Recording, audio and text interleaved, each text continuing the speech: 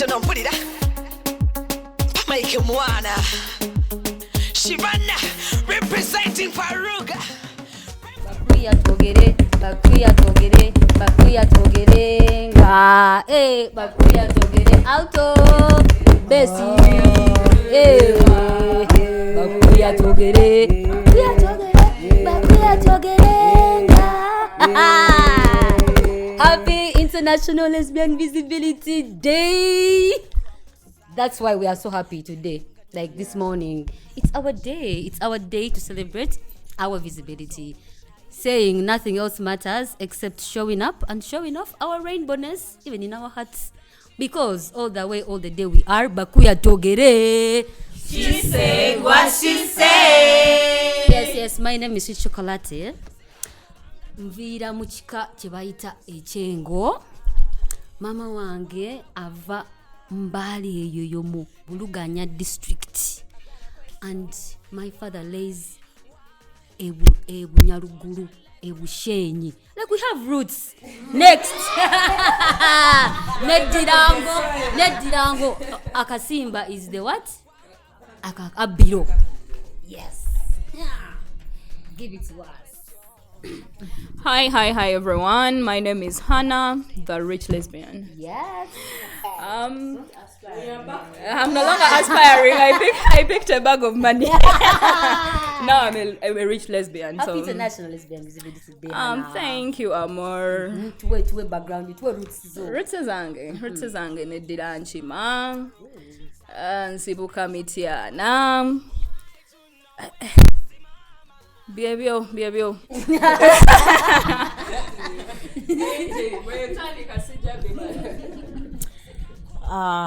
Mulembe kama huwa isese bananga bati Gazelle, your female lover, and I'm from Bale.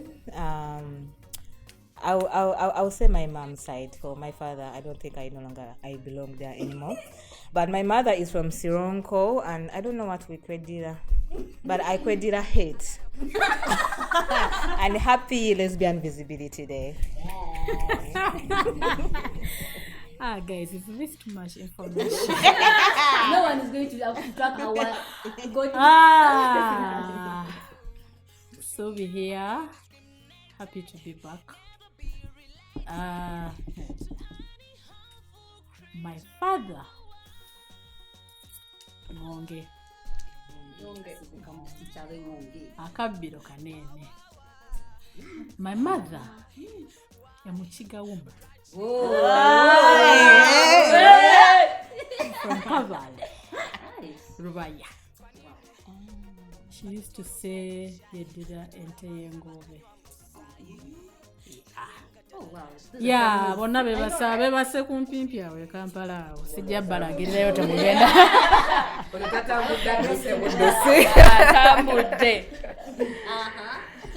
Hello people, bonjour, Agandi, Mulimuta, all of you where you are from, sending greetings. My name is Angel, and happy International Lesbian Visibility Day, where we're gonna celebrate sisterhood and the power of coming together as sisters, what we've been able to achieve as a collective, and what we intend to achieve in future if we continue having the sisterhood. So tune in, listen in, get your seats, get your soda, get your tea, and we spill the tea. What does sisterhood mean to you? A community of women linked by common interests. But for me, I feel like that's a very basic definition of sisterhood. I feel sisterhood is the power to understand that we are interconnected as human beings, and the power to understand that we don't live in isolation.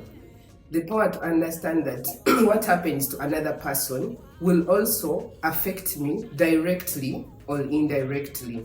So only knowing that what happens somewhere else also affects me, who is on this other side, I think that is sisterhood. And giving attention to whatever happens to someone else. You know, I don't want to limit sisterhood to only women, but how we relate with other people and how we relate with nature as its whole, I think that's what entails sisterhood in its wholeness. Not about only women, because if we are saying it's about only women, then we are cocooning, which is not the intention of sisterhood. The power of sisterhood is more than that. It's more than just women connecting. It's more of connecting communities and connecting with nature. So for me, sisterhood is about the support, the bonds, and empowerment that can come from women coming together. It does not matter what kind of woman, as long as you're a woman, the bonds, The power that comes. the community that comes together to support each other. And it can be in different forms. It can be through family. Because there are families where girls are not sisters. Yes, they are there, they are related, but they don't have that sisterhood. It can be through friendship. It can be through community. And then when we say sisterhood, when it comes to bonds, community and everything, someone doesn't have to be your friend for them to have a common goal. Understand? As Yes. you. So if you have a common goal and you just get together, as long as you have a goal that you want to achieve and you get together in that space where you can be free, where you can speak out, where you can achieve a goal. I mean, for me, that is sisterhood. Yeah.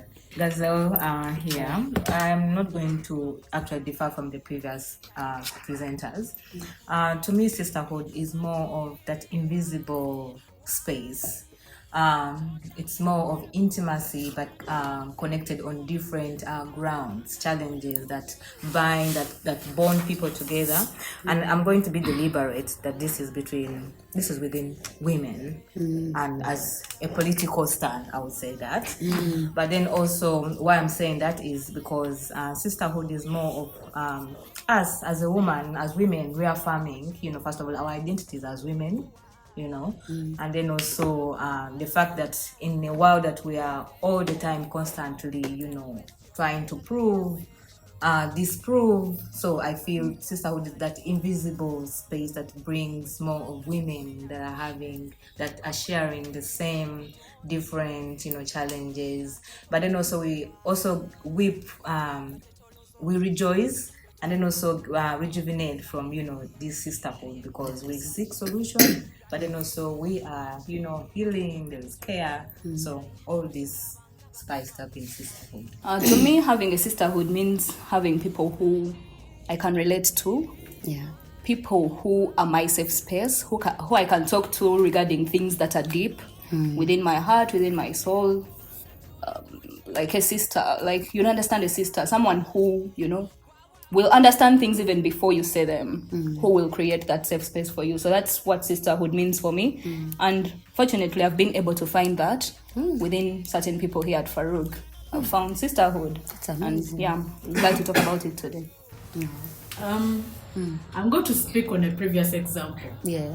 For those people who followed the Uganda Law Society presidential trail, there were these two twins that were on the present president of the Uganda Law Society. Yeah. And in that moment, they castigated a lot of people, spoke a lot of things, I think because things were going well. But recently, then before that, one of the twins, after the presidency had happened, the guy had been, he had gone through. So one of the twins comes on X and says, I'm not working with such and such a person anymore, because of reasons I just kept to myself. Over one of those weekends, the other twin comes up and is writing this essay of everything wrong in that short period of time of the month of the presidency of everything. And when she wrote this, for me, I believe she was looking for that sisterhood, that, fellow women. Yeah, like Maybe some of you have gone through this, and ideally it's because she ended with I need help, because at some point she mentions how the guy has thrown her out of the apartment where she had put them, and she needed help to move. She has kids, and this guy has ideally used her. And now, in normal circumstances, some of us, those are secrets you would go to the grave with. Yeah. But by the time someone comes up and speaks about this, they are looking to comment. These are the girls who castigated most chicks during that time where they were telling them, you guys, that guy is a narcissist, that guy he's bad-mannered, that guy, and these chicks were dying on his head, were like, no, you can't tell us shit. This is the president, and that is it. And when he won, of course, there was a bit of gloating. But right now, it's not even how many months later. This is like the fourth month. And they are telling you shit went, like all the promises he made, all, everything, contracts, nothing, MOUs they are trying to sign with him. He made them so many promises, and he made them look like, they're going to be up there. So every time they'll try to bring up the issue of, you told us this, we should be able to move forward. At some point it called them empty heads, like he insulted them ideally. So someone comes up and just wants to speak about their experience. And for me, I don't think it's by mistake. I think this is something that has sat on their chest. They've gone through this stuff and they need an outlet. So by the time someone comes on social media and puts everything out there, what are they looking for? So I want to believe some of the very men probably who, they were talking shit about are the very ones that might be able to do what? To help them. Yeah, Because, at the end of the day, you have to put certain things aside and see where to help. So for me, sisterhood is one of those things of, where people can even, overlook whatever it is that happens, but still go ahead. Yes, exactly. And it has happened a lot in our community. I'll tell you that. Yes? Like in our community, the LBQ community, there are people that will show you shege. Someone will come and tell the administrators, you guys are eating our money. You guys are doing nothing. And shit, they'll tell you a lot of stuff. But when they run into trouble, this is the very community they're going to come to. Because they have nowhere else to run. Because there's that sense of sisterhood. There's that sense of community. Requirement, actually, that they will need. It does not matter where you run to usually. When shit hits the fan, the first people you run to is your community. And so, for me, sisterhood is that. Can I cut you short? And most of the times, we don't sit down and try to understand what this sister you're accusing of eating money goes through on a daily just to keep up with the work and get the money you're talking about. I wish we could have that kind of empathy, putting ourselves in other people's shoes and understanding that we are interconnected and the other person is you in another or having another opinion. I think by doing that, we can easily embrace each other's opinions, we can easily feel for each other, and we can easily become a support system for each other, by understanding that their experiences are not isolated from your experience. Intersectionality, of course. Just maybe to just drive us away a little bit, I just want to understand, because sisterhood is one of the aspects of feminism. So now when it comes to queer feminists, what does that mean? Because we already have these empowering issues, and then we have feminism. So what does the value of sisterhood in queer feminism mean? When it comes to queer feminism, I feel it's something that is intentional. There is an element of intent that is being intentional about the whole essence of sisterhood. And when you talk about intention, that means we're going beyond what we're just saying. So I'll borrow an intersectional lens. So that means I'm approaching, I'm offering, I'm being a sister. I'm offering that sisterhood space in the sense that I'm looking at you, not just as a woman, but I'm looking at you as a queer woman. I'm looking at you as a woman who is probably educated and educated, that is coming from different diverse, but then also there's an element of collectiveness, there's collectiveness in there as an action. That is, a collective thing. That means sisterhood coming more than one person. So to me, it's more being intentional. And then also looking at it in the feminist lens, right? It will draw me to thinking about feminism. I hate to be political, but in the way it should be, because feminism should not have buts, but it is accepting every woman as they come. Accepting trans women, accepting LBQ women, and we would say privileged women. So to me, queer feminism means the diversity, the acceptance without barrier, without questions. That's what queer sisterhood means, supporting people without asking their backgrounds, without asking how much they have in their bank accounts, without asking what's inside their pants. But they are women. Yes, please. Yes. It ideally means solidarity, yes, and like Hannah said, there is no buts. It is like if you come, you identify as a woman, you have women's interests at heart, you are fully in. It does not matter, but this woman looks like this, but this person did this. But no, it is about solidarity. It is about community building. Feminism, it encompasses solidarity. Like Hannah was saying, there is no but. There is no but this one did this, but there is no but this one looks like this. As long as you have women's rights, women's interests at heart. Yes, that's solidarity. And then there's community building, like I was saying, of course. Yes, because from queer, as queer or LBQ women, already being a woman is a problem, ideally in our world. And then you add being queer to being a woman. So even the fellow women are going to want to kick you out of their spaces, because we've gone to a few feminist workshops whereby when certain feminists they hear there's LBQ people, they get uncomfortable, and some of them have actually walked out of certain events because they are LBQ people. So it is important for us in our communities, in our queer communities, going with the principles of feminism, to be able to build a community. If the other space or a certain feminist space is segregating against us, we have our own space as queer people. So community building is also very important. And then, of course, activism. It entails activism, whether we like it or not. There's advocacy around LBQ people that has to happen, whether we like it or not. Because as probably a stud, you're not going to get the same treatment at the hospital as a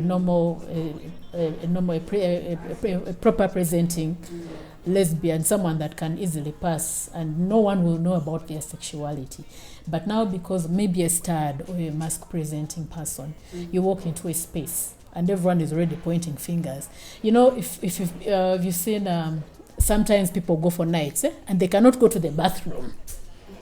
Yeah, you can't go to the bathroom because ideally they are scared, and people even point them out. Someone will actually literally tell you, please walk out. This is a woman's bathroom. You're not a what? A woman. Yes? Because there are no bathrooms that are for both genders. Most bathrooms are about the cisgender, yeah. So ideally, the key principles around that should be intersectionality, inclusivity, and empowerment. Yes, when it comes to the queer movement. Yeah, because as queer feminists, seeing another, the people in your community advocating for their rights, knowing that you don't like how they're being treated, I think that is sisterhood coming together and saying, Nedda, I want to do something. I want to know. I know we're all like important persons. Before I say before we go to another topic, what is intersectional between sisterhood and feminism? and queer feminism is that we all all movements intend to dismantle inequalities. For example, homophobia, for example, colonialism, patriarchy. So it talk about diagonizing inequalities and finding solutions. So sisterhood is more of an act of defiance. Women coming together to defy inequalities, to defy barriers that have kept them oppressed and have kept them down. So I feel like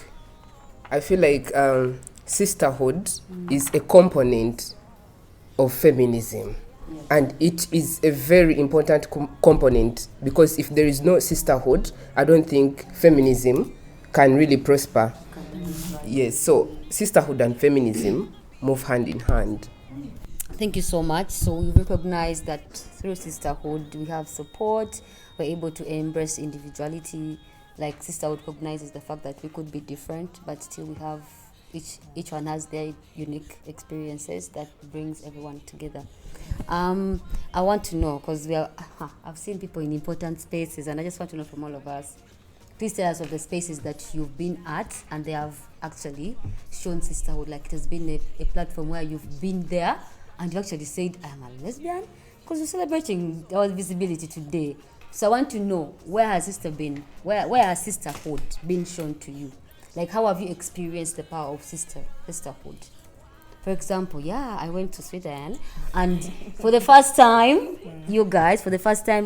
my visibility was like seen. Like, I got up and said, my name is Chocolate, and I'm a lesbian woman. And I was like, whew, can't believe I said that without even like fearing to just be myself and say who I am. So where have you just been yourself at one point and been yourself and felt like, wow, today I'm visible? Yes. I'll go first.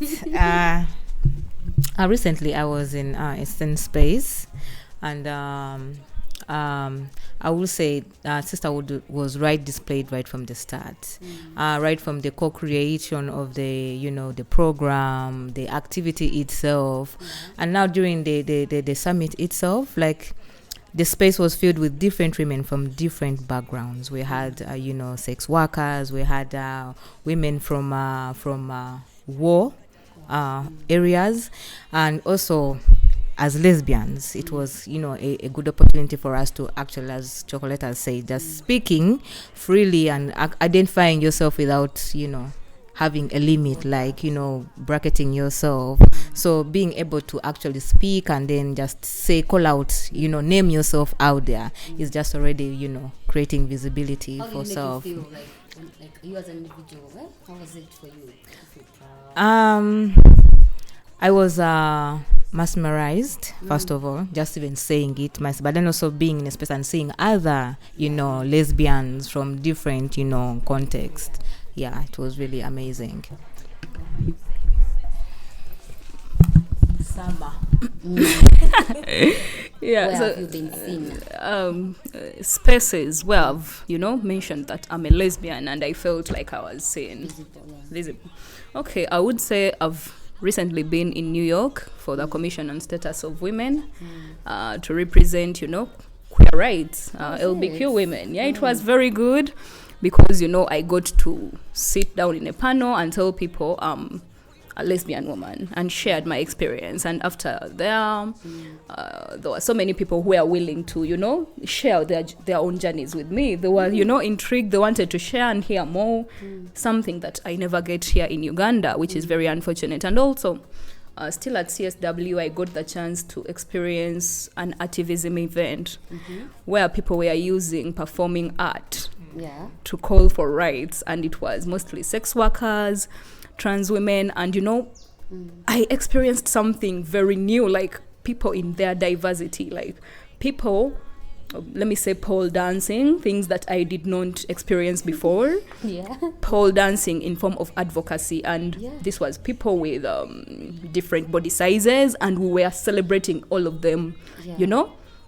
So I experienced sisterhood. But if I were to be, more, I don't know, to get it deeply from my heart, the very first time I felt visible as a lesbian woman was the time I stood at Farouk and said, I'm a lesbian, and people clapped.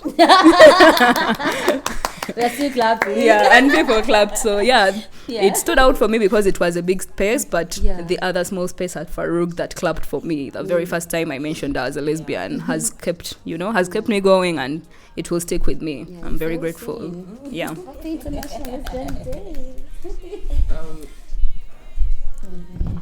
Okay, for me, the time I've said I'm a lesbian and unapologetically was in a queer bar.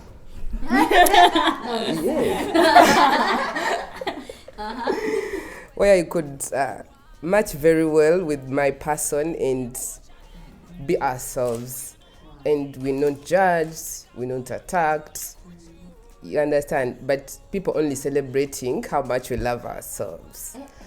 So that was my first experience. And then my second experience was in Nepal at the grassroots movement. And the global grassroots movement, it was about human trafficking. And in that place, you couldn't even easily spot a lesbian. Because those people put on saris. We usually tend to identify lesbianism with maybe Muslims, the dress code and things like that.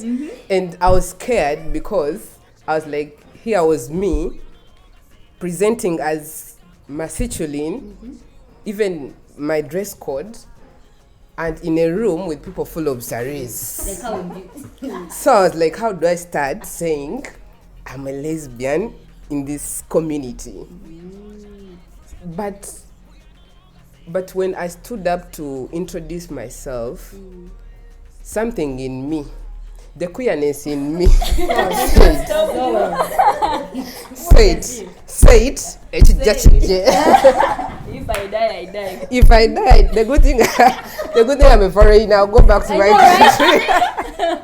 Where will you find me? So I introduced myself, but I even feared to talk about LGBT. I would say those letters. So these guys were like, no, it's okay. I even got information that actually Nepal legalized same-sex relationships. That's when I got the information. And then I started feeling like, I need to relocate. This is my place. I'll tell you the first spaces right here at home without going. The first one is right here on this podcast where I have been able to say it, and I mean right here. Then I'll tell you the other place was when I went for when I attended Yugalef. You know about that. That is also a very, very big space. And then the other one was last year when I went to what is it called? Convening for Solidarity. Yes. Yes, I went for that space. It was like a wellness space, and I mean, being able to say it in front of everyone. I mean, and you're there with people that are like you, and there's that sense of, we have the same goal, we have the same struggles, we have the same, things that affect us as LBK women. But then I think the icing on the cake for me was when I attended the World Social Forum in Nairobi in 2007. Like, it's a World Social Forum, guys. The entire world. And then there's space for just the queer people. And like, there's this space and anyone and everyone can walk in, and there's nothing that is going to happen to you. So for me, that space, that is 2007. So for me, that space, 2007 or 2009? Maybe 2007. The World Social Forum, it happened in Nairobi. Guys, that space, I met all kinds of queers I'd never seen. I was just like, Like, that's the first time I met queers that are doing all kinds of piercings. Then by then in Uganda it wasn't there. Yes, people did not have piercings. Like, you see all kinds of piercings, you see all kinds of hair color, you see all kinds of, and you're like, Dress code. you're just there in Bitala like this. And luckily I traveled with my partner then, so I couldn't do malo properly. Yeah. So and from that World Social Forum is where I think my courage came from. And no wonder I had running battles with my father, guys. So that World Social Forum, yeah, that changed my life. Amazing. You guys have been seen, and today we are celebrating all of this as an achievement for our community. Because before, I think we used to struggle with being part of spaces. But like now, from what I'm hearing, is we've been in different spaces and people have been recognized and they've been like just happy being themselves. So I want to just know another thing. Why do we think sisterhood is difficult to maintain in our communities? Where is the problem? Why do you think it is difficult for us to maintain, like to say it doesn't matter what you do, but I'm just going to do the sisterhood thing, I'm going to be here for you? Why is it difficult for us to work towards sisterhood? I believe it has been difficult because somehow as women, we cannot separate our emotions to do what is required of us. Like I'd given an example before of, you know, how people will come give crap about, you know, how you're just eating money, you're not doing anything, and you're not, you know, and then you come back to that same community. Now what happens is, sometimes if you find people that don't know how to put their differences aside, someone is going to stick on that this person did this, and that means they cannot get help. It does not matter what corner they will go to, I'll make sure I block whatever it is they are trying to do. So it's one of those things, people don't know how to separate emotions and be professional about what we do. Because yes, you might insult me today, but tomorrow you might need my help. So in the same instance, when I insult you, I am not able to come back to you. Yeah? Naga, chocolate namuwadde ebibye. Yeah. And yet I know chocolate is the one that has probably the connection that will take me to the next. But now, because I gave chocolate I cannot go back.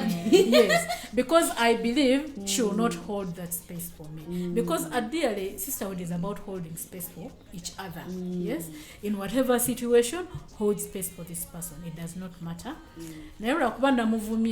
Or you know, I treated her a certain way, or I blocked her a certain way, I cannot go back to them. But then, like I said, even people who are unprofessional about this, yeah, they'll not help you. It will not matter, probably, maybe until they apologize to you, and then maybe, you know, like people will not help you. And then there are others that use it to use others. They might need sexual favors. For me to give you this, Pako Chibatu is like Chibatu in people. I mean, they are human feelings. But yes, before I help you, now, when they do that, if you're a person that maybe is principled, yes, you're going to say, fuck you and fuck your shit. I'll find a way out of this. So it creates wrangles. But then when you find someone, probably maybe they are really desperate, maybe their self-esteem is low, maybe they feel like they're in a hard like they need to belong they there, can't to run that. away, maybe they'll give in. But then what feelings does it leave? You as a so even if this person came to this person for recommendation, you know, I need something, where can I get it from? And you know where you can get it.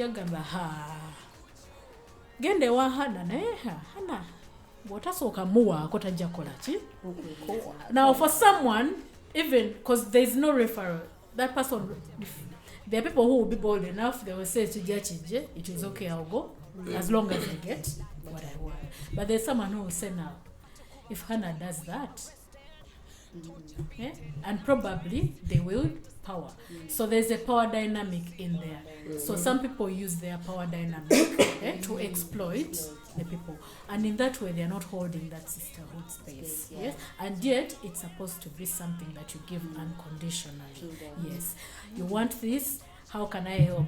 If I'm not able to help, where can I direct you? Speak to this and this person. Speak to this person. They will be able to direct you where to get. Yes. I feel also the external, there's external factors that actually also affect our sisterhood within our community itself. I'll talk about the essence of just,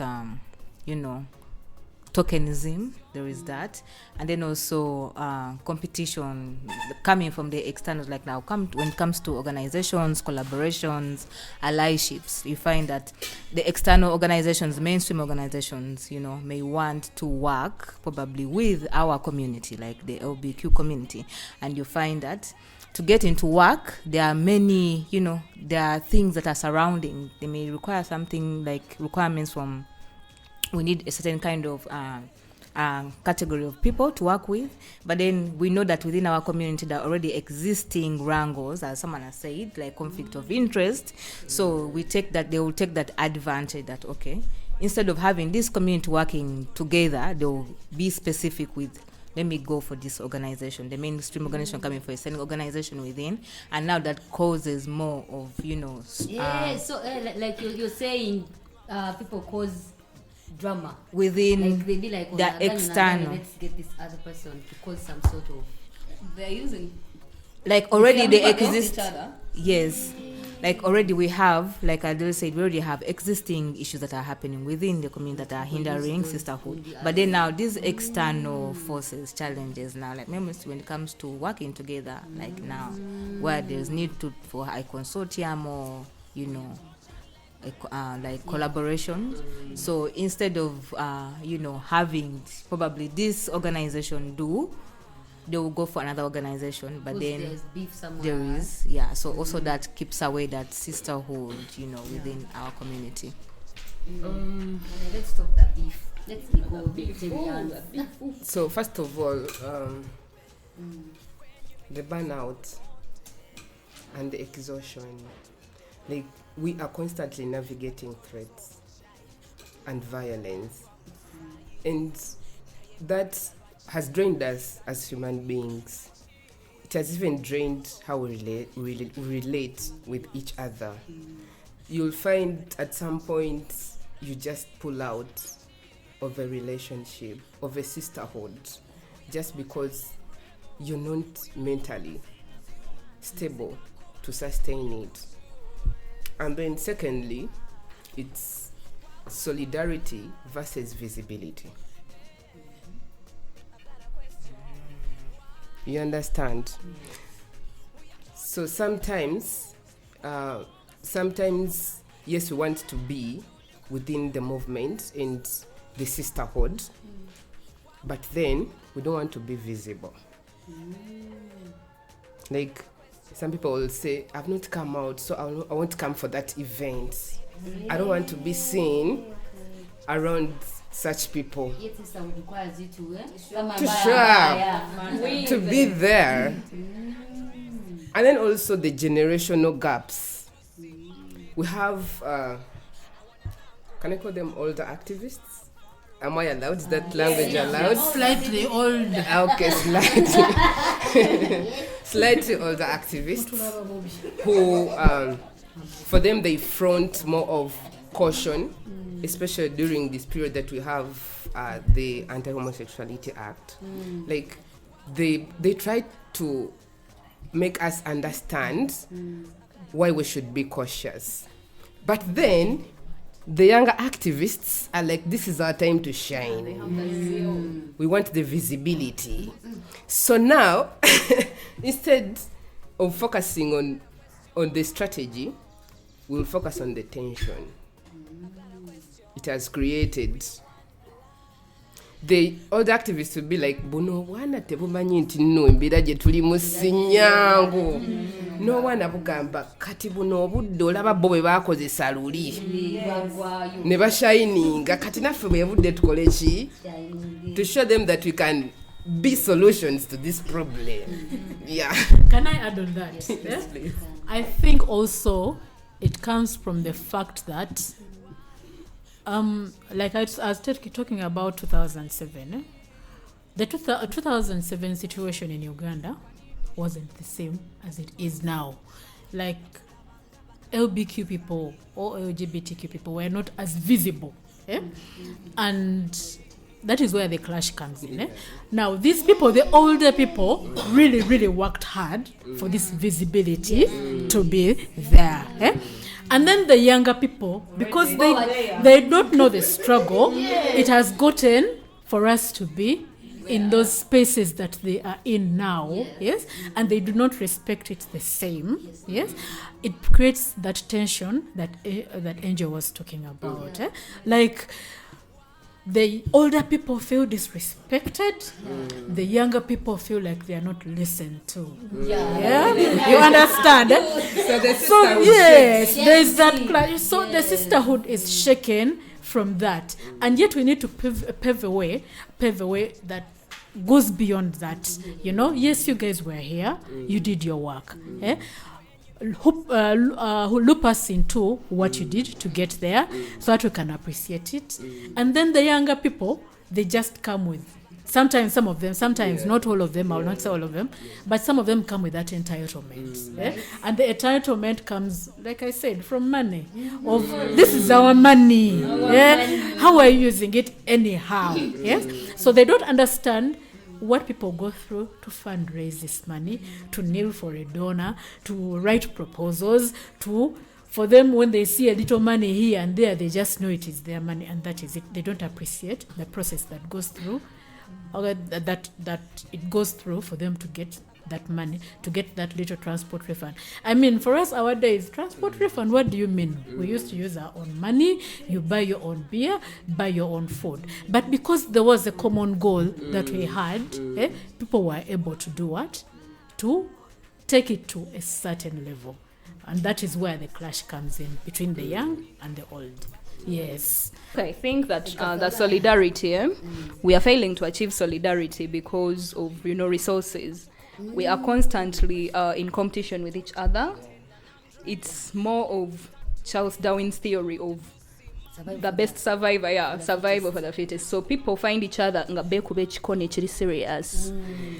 For you to get this grant, they feel like they have to beat the other chikono. That's why I remember Professor Sylvia Tamale said we cannot talk about feminism and not talk about capitalism, because it's putting us in constant competition with each other, and we cannot achieve feminism and solidarity at all if we have capitalism. So that constant chase for grants, for resources, I feel it's capitalism at some point. I just want to add on that, but I think also it's also on the part of the donors, funders also, that also bring that clash and hinder sisterhood within our community, because if you are maybe wanting to fund LBQ entities, why not ask them, approach maybe in a kind of, maybe they can have a consortium or something like that, but then you find that they are they are seeing the clashes, they are aware about that, but then they still go ahead and they put us against each other. The time is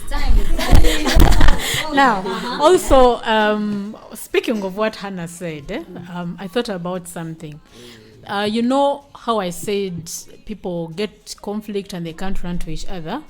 These days everyone believes they can open an organization.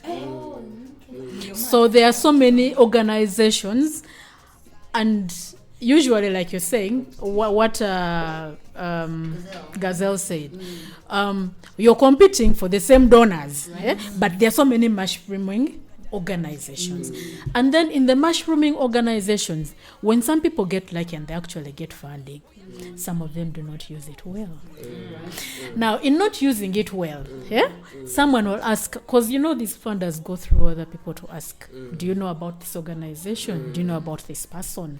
And then if you've not used the funds well, and someone has a reputation to keep, they're not going to go and speak for you and say you actually use the funds well. You understand? And now, accountability is not there.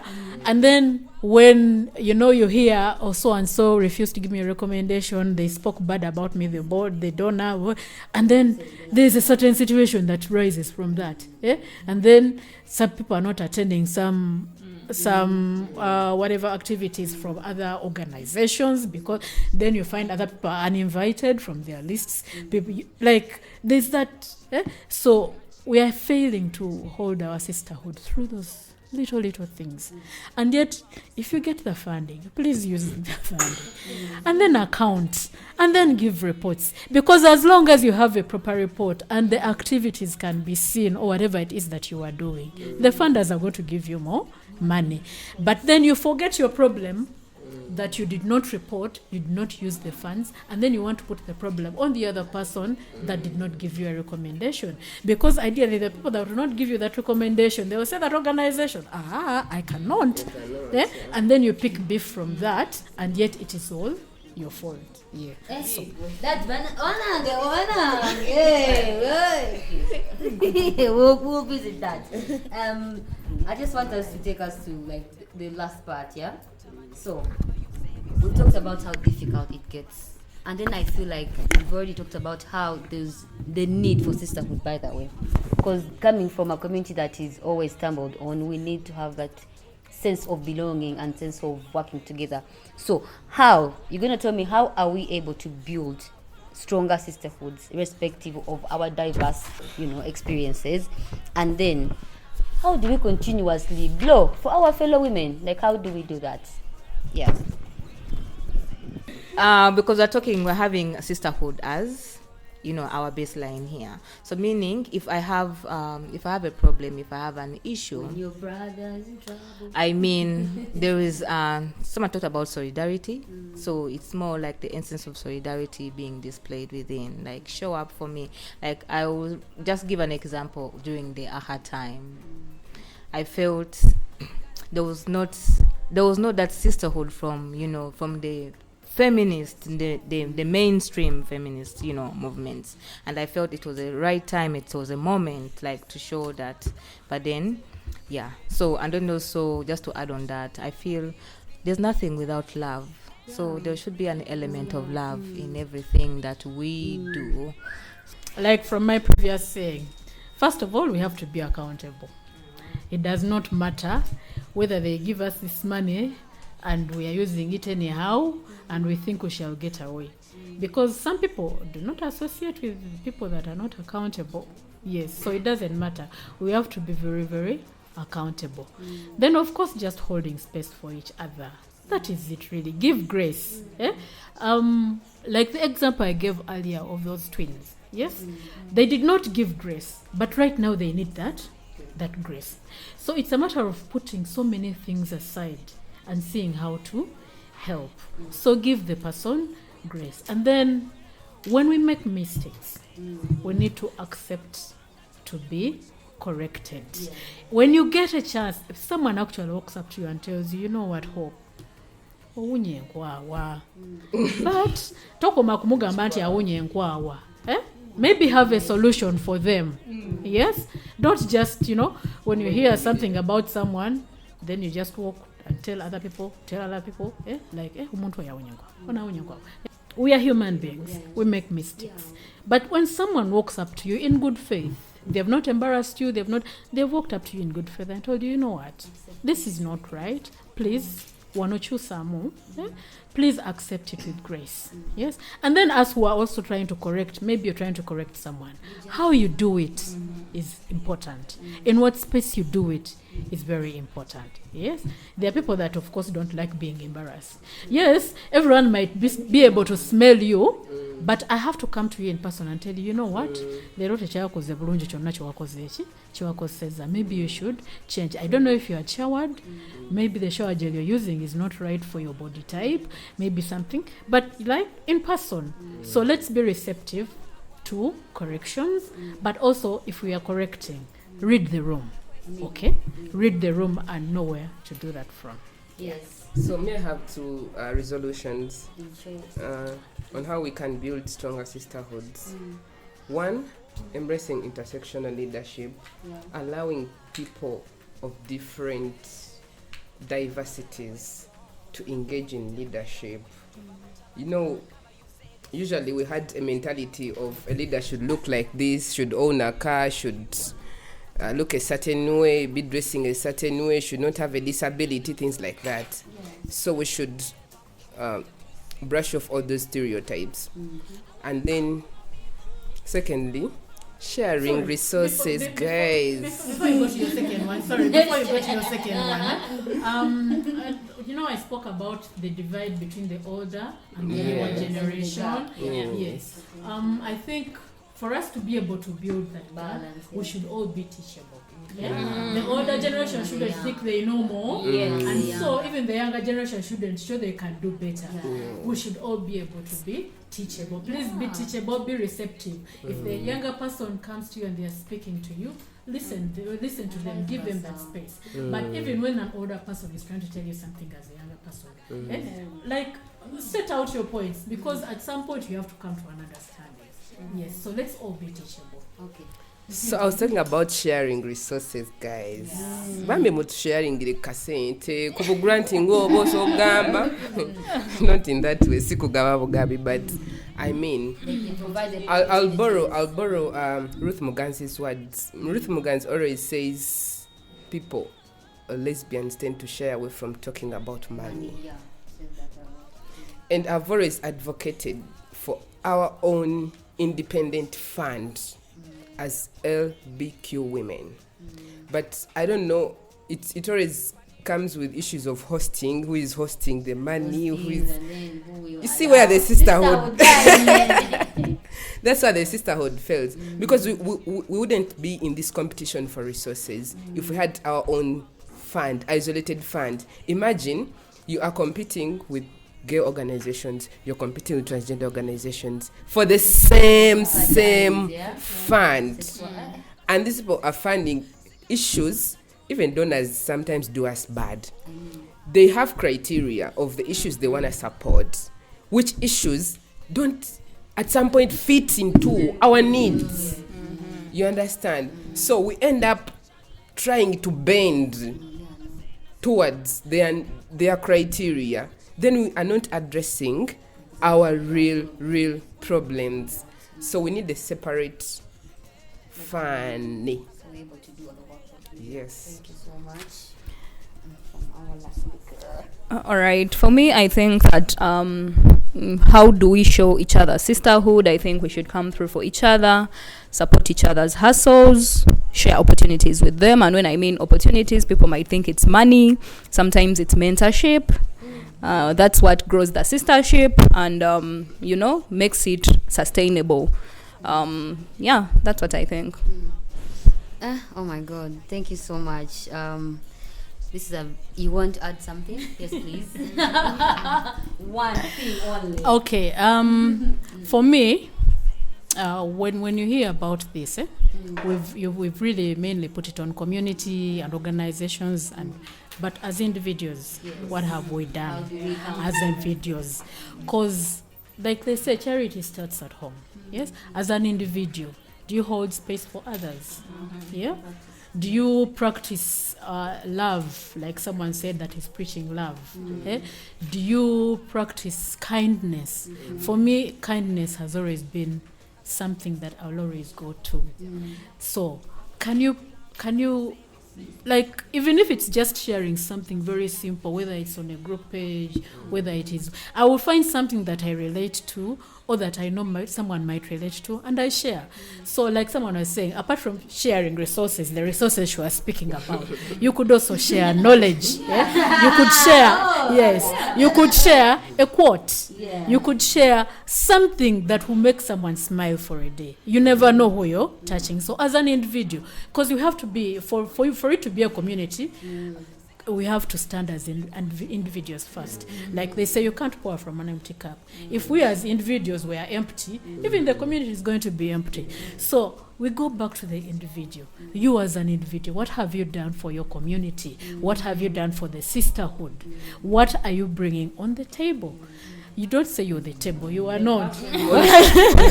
Yes, the sisterhood starts with us as individuals. So yes, as individuals, let's look at ourselves and then see how to build the sisterhood beyond individuals and into the community. Let me supplement a little bit on what you've said. That brings me to the issue of collective healing. As a community, we should understand that an individual's healing feeds into our collective healing. So it's interconnected, because when you leave individuals outside the collective healing, that means there will be the same individuals that will disorganize your healing in simple terms. Yes. Banange, let's just be kinder to each other. And on this Lesbian Visibility Day, please, when you go back home, put on something rainbowy. Or eat some rainbow food, make a rainbow cake. Like, just find ways to celebrate the day with your friends or alone. And as Subi said, Banange, sisterhood starts from within. You cannot give what you do not have. So on this day, try to find what makes you a stronger person, or what makes you feel into the sisterhood component. Are you a person who collaborates with other people? Or are you're more of like, I want to do my shit alone? So before you start accusing other people of being corrupt and not what, you should, what are you doing? Yes. So as we celebrate as we end the day, as we sign out, you're just going to tell me what makes you you. So, Sweet Chocolate, I love to dance. Yeah, happy Lesbian Visibility Day. Oh my God. As Gazelle, I love to create using my hands. So I'm good at touching. And happy visibility, Lesbian Visibility Day, lovelies. I believe my authenticity. Nothing beats that. My authenticity. If you need the truth, I'll tell you the hard truth. How you take it is up to you. I will stay authentic. Yes, happy Lesbian Visibility Day. Yes. So, as Angel, I love helping other people. So I just wish I get more and more resources. Please bring those resources. So please bring those resources. I need to help more people. Okay. Yeah, as Hannah, I love writing, and happy Lesbian Visibility Day. Yeah. Please enjoy the day, and we have been yours truly. Do not forget to subscribe to our YouTube channels. Do not forget to log into our Instagram, YouTube, Twitter at @far_Uganda. Yes. Thank you so much for joining. We've been back. We are Twogere. She said what she said.